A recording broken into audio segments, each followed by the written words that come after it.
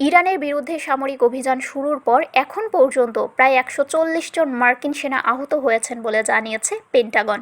মঙ্গলবার এক বিবৃতিতে পেন্টাগনের মুখপাত্র শন পার্নেল বলেন, অপারেশন এপিক ফিউরি শুরু হওয়ার পর টানা ১০ দিনের সংঘর্ষে এসব সেনা আহত হন। তিনি জানান, আহতদের বেশিরভাগের চোট তুলনামূলকভাবে হালকা। এর মধ্যে ১০৮ জন সেনা ইতোমধ্যে আবার দায়িত্বে ফিরে গেছেন, তবে ৮ জন সেনার অবস্থা গুরুতর এবং তারা উন্নত চিকিৎসা নিচ্ছেন। এদিকে এই যুদ্ধ শুরু হওয়ার পর এখন পর্যন্ত ৭ জন মার্কিন সেনা নিহত হয়েছেন বলেও জানা গেছে।